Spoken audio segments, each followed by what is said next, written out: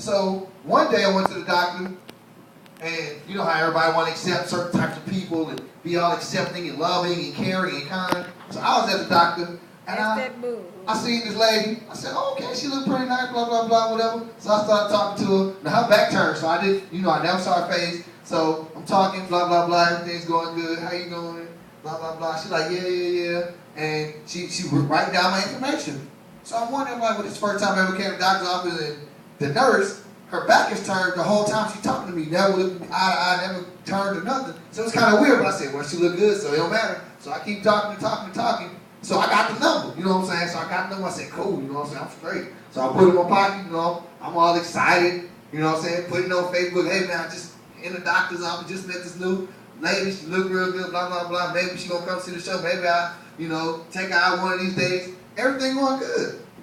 Till she turned around. Man. Let's just say she was not always born a sheep. I didn't know it till she turned around. So she turned around, and she said, you ready for your physical? I said, hold on, wait, hold on, I must be the one where I don't get down like this. She said, no, I'm a professional nurse, and I went to school, and you just gotta accept people, and you can't act like that. And so what if I got both organs? I said, hold on, what you mean both organs? Well, I'm going through my transformation right now, but you can't deny me a job because we got equal rights in America. I said, man, look, I ain't finna bend down and touch no toes. You ain't finna check nothing. Guess what? I'm healthy. I don't need no physical. I'd rather die for that you touch me. You know what I'm saying? But the sad thing about the whole thing was they put a lawsuit on me for feeling that way. So you just gotta be careful when you go to the doctor. You know what I'm saying? Make sure you see the nurse face. Make sure you take eye contact, things like that, because she had nerve to send me a picture text. But anyway, I want to let y'all see that. It is very inappropriate. And just be careful when you go to the doctor. Please, do that for me. Because I don't want anybody to get caught up in it. It's a real life celebrity trash, But I never went back to that hospital, by the way, in case y'all was wondering. Because I realized I understood that is not the place for me to go. That's not the type of hospital that I need to be associated with. And I had to leave. So I don't know if any of y'all ever had any type of experience like that. No? Or maybe I've been going to the wrong hospital. But that's fine, It's cool. So, well, if you went to LBJ, you went to the wrong one. I don't know if you. That's the jail hospital, man. You know about these kids now. You know what I'm saying? It's kind of rough with these little kids. They're kind of tough, And I don't know if you ever met a little kid named Toothache before. With a toothache? A little kid named Toothache. You ever met him? Here we go. You remember that one? What Toothache do now? Toothache, man. Whew. So I'm gonna give you a little history. I don't know if you was here. I'm gonna give you a little history about Toothache. He knows about Toothache. I picked up Toothache, brought him to church. Said, yeah, I'm not gonna judge this little kid like everybody else did. So I brought Toothache to church, and he sat down quietly and good as can be. So I thought.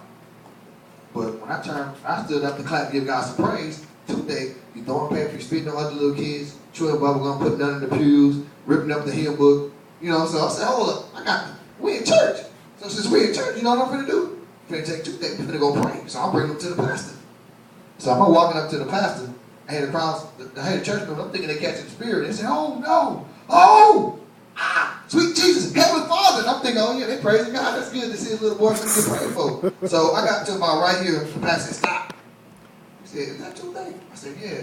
He said, I can't pray for him. He unprayable. I said, what you mean he unprayable? He go pastor. He said, he put out the 45 last week and shot at me. I said, whoa, hold up, a 7-year-old kid shooting at the pastor? That's a little bit too much for me. So I turned, looked at the church mothers, and they said, well, he slashed my tires. One of the church mothers. The other church mother said, he shot at my grandson. How old your grandson? 7. I said, why he shooting the other 7? And the other one said, well, that ain't nothing. He shot at my 9-month grandbaby because he drooled on him. I said, oh, this kid too tough. I said, I need to take him home. So I'm on my way to take Toothache home, you know what I'm saying? And I pulled up to the house. I know the curtains missing, the couch missing, the love seat missing, the refrigerator missing. I said, man, somebody robbed his mama. Then I thought about it. I saw a U-Haul outside the park when I picked him up at church. Well, who's going to move on a 7-year-old kid? Mama would do something like that, but obviously she did.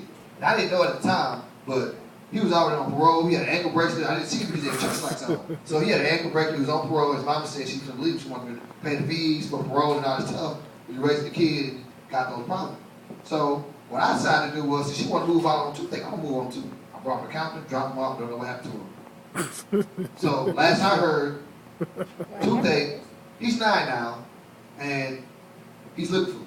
So if you come through the door, you know, we're supposed to be age limit. Hopefully, you know, somebody can stop toothache and get to me. I'm sorry. If you hear me on tape, sorry toothache, didn't mean to do it to you. No hard feelings, but I couldn't raise you. I wasn't man enough. Look, I tell you, my Paul, I can't raise you, and I wish the best for you. So that's the update on toothache, but you know, I'm sure he'll be contacting me some kind of way, tracking me down with GPS. If he comes at me, can somebody sacrifice their life? I mean, the body for me, I really appreciate it because toothache is a ruthless little kid, you know what I'm saying? He don't play no games. Toothache is known. He the only kid that I know in history to be on America's Most Wanted at the age of 4. 4 years old, Toothache was on America's Most Wanted. Gangster. Real gangster. He don't play no games with nobody. So, come back with the jokes right now. Hit a poem for you. Then I'll bring, if you want to come up, you come to the stage. Boom. And then we'll go from there.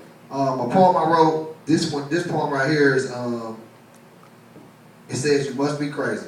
Because it's the only thing that makes sense to me. You have to be crazy to let these certain things go on.